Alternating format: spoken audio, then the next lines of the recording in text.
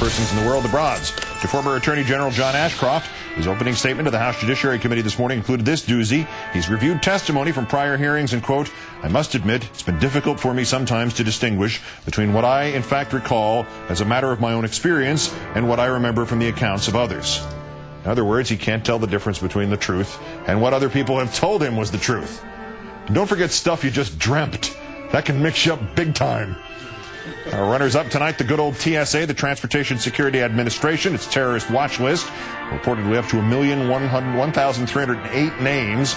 Investigative reporter Drew Griffin was critical of it during a report. Griffin now reports that starting on the 19th of May, he has been on the list. His check-ins have been delayed or otherwise encumbered on his last 11 flights.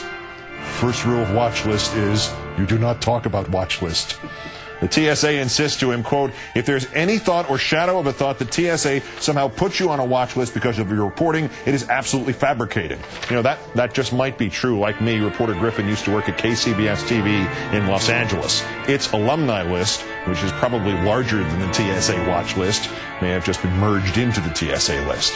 But our winner, the star of the Bill the Clown Hour, if he could spend the energy he wastes on rationalization on something useful, he might be able to cure a disease. First, he violated all precepts of journalism by playing that tape of Jesse Jackson referring to cutting off Barack Obama's privates.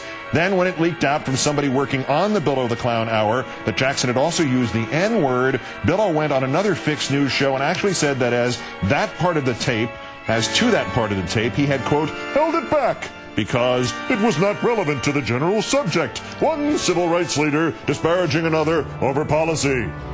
And the reference to the nuts, that was relevant how?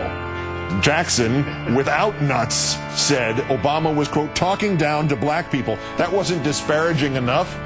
Just another moment of self-righteous, self-contradictory nonsense from the neighborhood nut job.